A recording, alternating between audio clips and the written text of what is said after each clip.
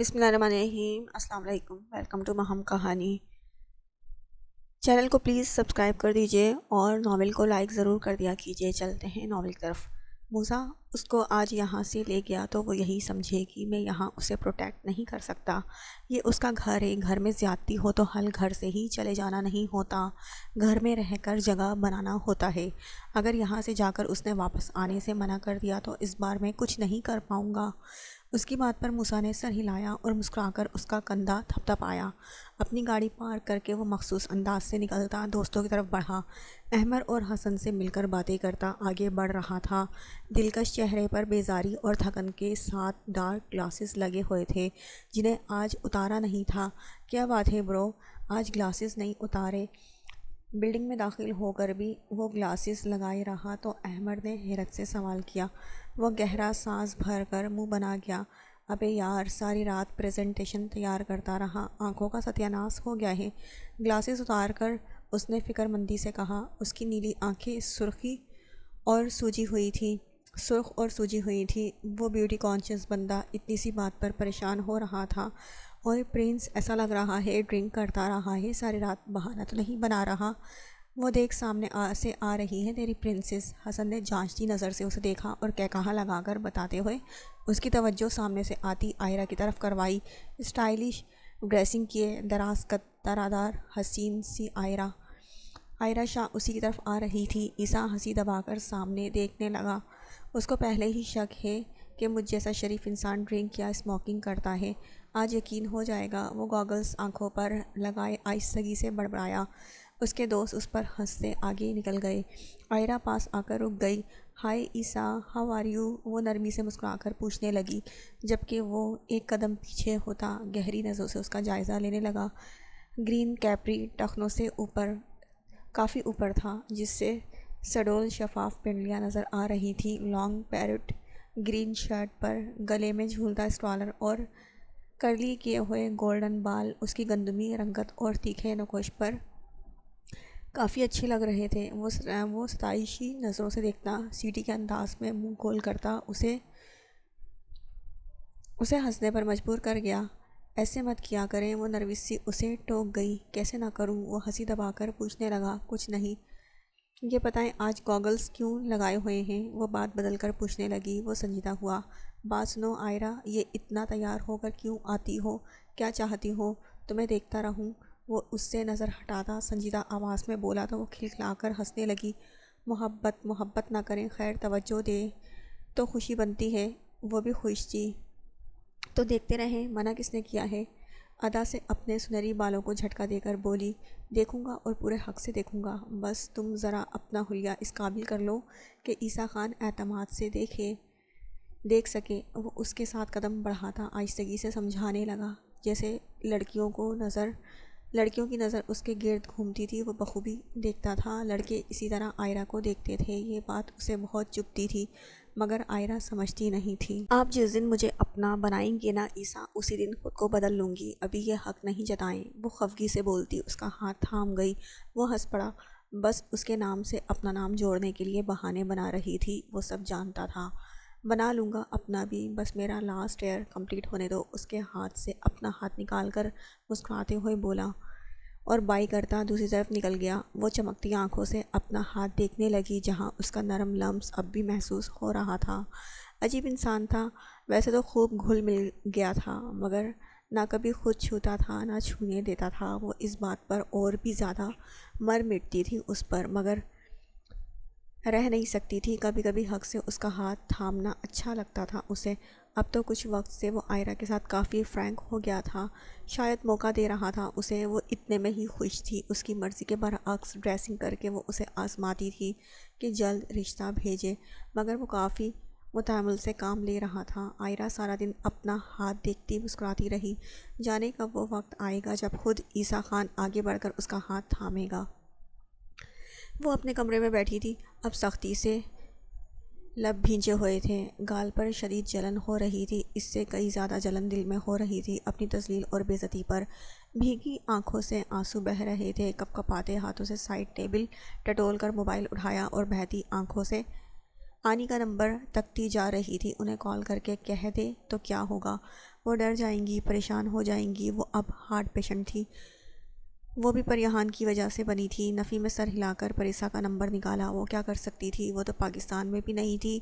اس کا جی چاہا دھاڑے مار مار کر روئے اور حویلی والوں کو ان کی بد اخلاقی پر آئینہ دکھائے، مگر وہ ضبط کیے بیٹھی رہی۔ لڑے اور جواب دے، اس کے بعد کیا ہوگا؟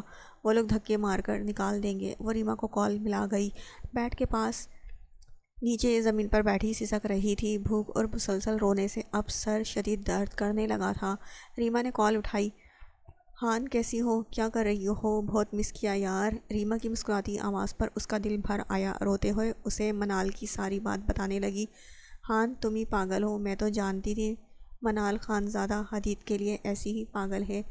حیرت تو یہ ہے اس نے تمہارے ساتھ آرام سے بات کیسے کر لی؟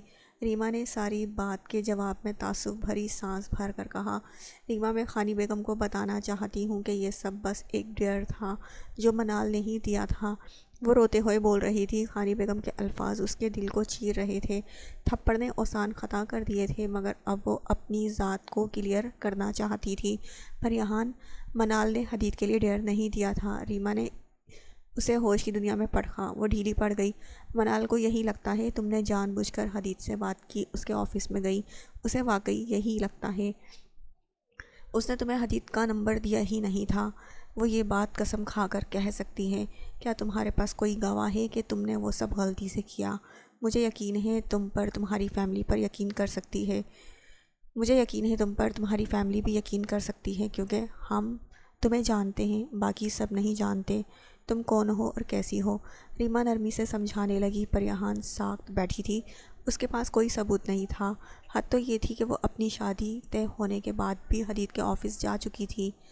اس بار نہ کوئی ڈر تھا نہ غلط فہمی۔ وہ غلطی پر غلطی دہرا کر خود کو غلط بنا چکی تھی۔ وہ کال کاٹ کر گھٹنوں میں منہ دیے شدت سے رو دی۔ ریما کالز کر رہی تھی، وہ اگنور کر گئی۔ خانزادہ کمرے میں داخل ہوا تو وہ بیڈ کے پاس نیچے قالین پر بیٹھی آواز سے رو رہی تھی۔ پر یہاں وہ اس کے پاس آتا نرمی سے پکار رہا تھا۔ ہاتھ بڑھا کر اس کے سر پر رکھا تو وہ پوری قوت سے اس کا ہاتھ جھٹکتی پیچھے ہوئی۔ مجھے ہاتھ مت لگائیں، میں آپ جیسے شریف انسان کو ڈیزرو نہیں کرتی۔ آپ کا اتنا احسان کافی ہے کہ آپ نے مجھ سے شادی کر کے مجھے اس جہنم میں دھکیلا۔ وہ سرد بھیگے لہجے میں بول رہی تھی۔ وہ خاموشی سے اس کا چہرہ دیکھتا رہا۔ سرخ بھیگا ہوا چہرہ، پانی سے بھری سرخ سوجی آنکھیں اور بری طرح اجڑے بال، بکھرے بال۔ وہ لب بھیج گیا۔ آئی ایم سوری، مورے نے جو کیا غلط تھا، آئندہ نہیں ہوگا۔ نرمی سے بولتے ہوئے ہاتھ بڑھا کر اس کا بری طرح سے لرزتا وجود تھامنا چاہا۔ آئندہ کس نے دیکھا ہے؟ بس میری ایک ریکویسٹ ہے، جتنا ذلیل کرنا ہے ابھی کر کے فارغ کریں مجھے۔ آپ کی یہ عالیشان حویلی اور اعلیٰ خون آپ سب کو مبارک ہو، میں یہاں نہیں رہ سکتی۔ وہ اس وقت نرم مزاج پر یہاں نہیں لگ رہی تھی۔ بکھرے ہوئے حلیے میں پتھر بنی وہ کوئی اور لڑکی تھی۔ وہ اس کی تکلیف پر اپنا دل بند ہوتا محسوس کر رہا تھا۔ اس کا دل اپنی ماں سے مزید ناراض ہوا۔ جیسا چاہو گی ویسا ہوگا، ریلیکس ہو جاؤ، تمہاری طبیعت ٹھیک نہیں لگ رہی۔ پر یہاں وہ نرمی سے کہنے لگا۔ اس کی حالت پر پریشان ہوا، ایسا لگتا تھا ابھی حواس کھو دے گی۔ اتنی بری طرح لرز رہی تھی جیسے زلزلوں کی زد میں ہو۔ میری طبیعت اب ٹھیک ہو گئی ہے۔ آج خانی بیگم نے ٹھیک کر دی ہے، مجھے بتا دیا ہے میری جگہ کیا ہے۔ ایک لالچی لڑکی جو پیسوں کے لیے آپ کے آفس جاتی رہی اور پھر گھر آ گئی آپ کو لوٹنے کے لیے، پیسہ لینے کے لیے۔ وہ چیخ کر بولتی حواسوں میں نہیں لگ رہی تھی۔ خانزادہ نے زبردستی کھینچ کر اسے بیڈ پر بٹھایا اور پانی کا گلاس بھر کر اس کی طرف بڑھایا۔ پر یہاں ہاتھ مار کر وہ گلاس دور پھینک چکی تھی۔ دبیس قالین پر پانی پھیل چکا تھا۔ وہ ضبط کر گیا۔ گیلا ہاتھ جھٹک کر گلاس اٹھایا اور ٹیبل پر رکھ کر پلٹا اور بیڈ پر اس کے پاس بیٹھتا کھینچ کر اسے سینے سے لگا گیا۔ وہ کچھ دیر اس کے حصار سے نکلنے کے لیے مزاحمت کرتی رہی، مگر جلد تھک کر ہار مانتی سسکنے لگی۔ آئی ایم سوری، دوبارہ نہیں ہوگا ایسا۔ آج کے بعد کوئی سوال نہیں ہوگا تم سے۔ تمہیں کوئی وضاحت دینے کی ضرورت نہیں، میں سب جانتا ہوں۔ اسے نرمی سے تھپکتے ہوئے وہ بول رہا تھا۔ پر یہاں کے جلتے دماغ کو جیسے سکون آور دوا میسر آئی تھی۔ پر یہاں چپ ہو جاؤ، ایسے روتی رہو گی تو طبیعت بگڑ جائے گی۔ اس کا چہرہ سامنے کرتے ہوئے وہ دھیمے لہجے میں بولا۔ نم ہوتے بال سمیٹ کر پیچھے کیے تو اس کا سوجا ہوا گال واضح ہو گیا۔ خانی بیگم کے بھاری ہاتھ کا پوری قوت سے مارا گیا تھپڑ اس کے نرم گال پر نشان بنا گیا تھا۔ وہ نرمی سے وہ گال سہلاتا، جھک کر نرمی سے چومنے لگا۔ نڈھال ہو چکی پریہان نے کسمسا کر خود کو اس سے دور کرنا چاہا، مگر وہ شدت سے اسے خود میں بھینچ گیا۔ اس کے نم چہرے پر بے تابانہ لمس بکھیرتا وہ جیسے اس ظلم کا مداوع کر رہا تھا۔ شاید وہ واحد ذات تھی جس کا لمس اسے دنیا سے بیگانہ کر دیتا تھا۔ اس کے نازک وجود کی نرمی ساری تھکن اور پریشانی ختم کر دیتی تھی۔ اس کا سوجا ہوا گال نرمی سے چھوتا مرہم رکھ رہا تھا۔ پریہان حواس باختگی کا شکار اس کے پرحدت حصار میں قید تھی۔ حویلی والوں کی دی تذلیل اپنی جگہ، وہ غم تو بے عزتی کے احساس سے روشناس کرواتا ہی تھا، مگر خانزادہ کی دیوانگی، اس کا بے تاب لمس اور نرم حصار اسے جیسے سب سے نایاب بنا دیتا تھا، یوں جیسے اس سے زیادہ اس دنیا میں کوئی قیمتی نہ ہو، جیسے وہ نایاب کانچ ہو۔ اس کے سینے پر ہاتھ رکھ کر وہ پیچھے ہوتی گہرے سانس بھرنے لگی۔ خانزادہ نے فاصلہ قائم کر کے اس کے کندھوں کو تھام کر اسے اپنے سامنے کیا۔ پریہان میری بات سنو، آج سے تم کسی کو کوئی جواب نہیں دو گی، اپنی مرضی سے رہنا، جیسے رہنا چاہتی ہو، کچھ بھی ہو مجھے ضرور بتانا، اوکے؟ نرمی سے سمجھاتے ہوئے اس کے گال سہلایا تو وہ گمسم سی شہد رنگ آنکھوں سے اسے تکنے لگی۔ آج ہاشم خان کی فیملی سے ملنے کیوں نہیں گئی؟ اس کے سوال پر وہ رخ پھیرتی اس کے ہاتھ خود پر سے ہٹا کر پیچھے ہو گئی۔ میں جا رہی تھی، پھر منال آ گئی، اس نے مجھے شیشہ دکھایا کہ میری یہ سب کوششیں بیکار ہیں، یہ بھاری اور اپنے سائز سے بڑے لباس پہن کر سر پر دوپٹہ جما کر بھی میں کسی کے دل میں جگہ نہیں بنا سکتی۔ اس نے صحیح کہا، جب مجھے اتنا کچھ کر کے اپنی ساس کو باقی سب کی طرح مورے کہنے کے بجائے ملازموں کی طرح خانی بیگم کہنے کا حکم ملے تو مجھے اپنی جگہ پہچان لینی چاہیے۔ وہ حقیقت بیان کرتے ہوئے بہت کچھ جتا رہی تھی۔ اس کے معصومانہ انداز سے ناراضگی جتانے پر وہ نہ چاہتے ہوئے بھی مسکرایا۔ پریہان اس کی مسکراہٹ پر غصے سے مٹھیاں بھیج گئی تھی۔ جا کر فریش ہو جاؤ، میں کھانا لاتا ہوں، میں نے لنچ نہیں کیا، میں چاہتا ہوں تمہارے ساتھ کھاؤں۔ اس کے بھینچے ہوئے ہاتھ کھول کر لبوں سے لگا کر پیار سے کہا۔ پریہان نے ہاتھ پیچھے کھینچ کر اسے دیکھا، مگر چاہ کر بھی انکار نہیں کر پائی۔ خاموشی سے اٹھ کر واش روم میں بند ہو گئی۔ اس کے جاتے ہی وہ پتھریلے تاثرات لیے کمرے سے باہر نکلا اور سیدھا گل جان کے پاس ان کے کمرے میں پہنچا۔ مورے، کیا کچھ کھانے کے لیے پڑا ہے؟ کیا پریہان نے لنچ کیا تھا؟ اس کے فکرمند لہجے پر وہ مسکرا اٹھی اور اس کے بکھرے بال پیشانی سے سمیٹ کر نرمی سے بوسہ دیا۔ اس نے لنچ نہیں کیا، سب موجود ہے، میں ابھی کھانا گرم کرتی ہوں اپنے بیٹے کے لیے، تم پریشان مت ہونا، سب ٹھیک ہو جائے گا۔ ان کے نرم لہجے پر وہ گہری سانس بھر کر سر ہلا گیا۔ وہ جانتا تھا مشکل صرف پریہان کے لیے نہیں، حویلی والوں کے لیے بھی تھی۔ نہ وہ پریہان کو سمجھ پا رہے تھے، نہ وہ ان کو۔ وہی سب ٹھیک کر سکتا تھا اور وہ ہر حال میں ٹھیک کرنا چاہتا تھا۔ پریہان کو چھوڑ نہیں سکتا تھا، اب تو بالکل نہیں، وہ عادت بن گئی تھی، ضروری ہو گئی تھی۔ گل جان نے کھانا گرم کر کے سلاد تیار کیا اور خانزادہ کو پکڑایا۔ وہ مسکرا کر اسے دیکھ رہی تھی جو خود پانی نہیں پیتا تھا، آج سب پر ناراضگی ظاہر کرتا اپنے کمرے میں خود کھانا لے جا رہا تھا۔ پریہان کمرے میں منہ دھوئے بیٹھی تھی، اسے کھانا کھلا کر وہ برتن ایک طرف رکھ چکا تھا۔ وہ بیڈ کے دوسرے کنارے ہو کر لیٹتی، آنکھیں بند کیے سر ہاتھوں میں پکڑ کر دبا رہی تھی۔ خانزادہ اس کے پاس نیم دراز ہوتا اسے اپنے قریب کر کے نرمی سے سر دبانے لگا۔ وہ آنکھیں کھول کر اسے دیکھنے لگی۔ اس کے یوں یکٹک دیکھنے پر خانزادہ مسکرا کر جھکا تو وہ تیزی سے منہ پر ہاتھ رکھ گئی۔ سو جاؤ، اسے گھور کر مصنوعی ناراضگی سے بولتا بیک گراؤنڈ سے سر ٹکا کر بیٹھ گیا۔ پریہان سمٹ کر کروٹ کے بل سونے لگی۔ اس کے نیند پڑنے تک وہ ویسے ہی بیٹھا سر دباتا رہا تھا۔ وہ آقا جان کے سامنے سر جھکائے بیٹھا تھا، ناراض تھا، مگر بلوانے پر چلا بھی آیا تھا۔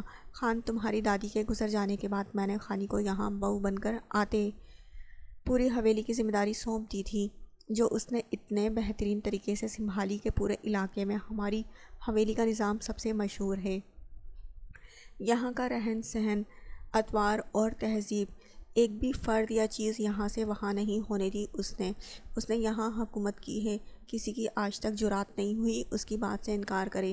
تمہاری بیوی کو مہمانوں کے سامنے بلوایا تو عزت دینا، اس قابل سمجھا کہ اپنی بہو کے طور پر ہاشم خان کی فیملی کو ملواتی، مگر وہ نہیں آئی، بار بار بلوانے پر بھی نہیں آئی۔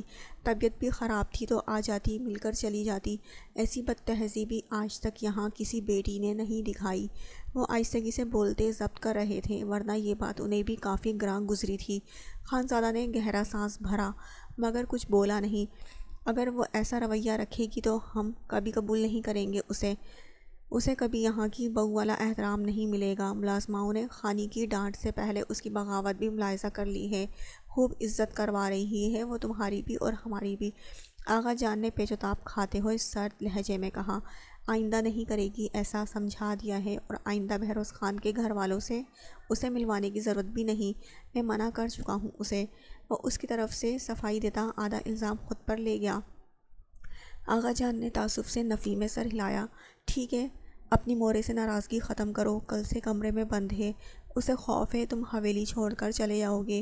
آغا جان کی بات پر وہ بے چین ہوا، ایسے کیسے حویلی چھوڑ دوں گا، وہ بیوی ہے میری، ہمارے رشتے کو 1 ماہ ہو گیا ہے، اسے نہیں چھوڑ سکتا تو پھر اس حویلی اور اس کے مکین تو 27 سال سے ساتھ ہیں۔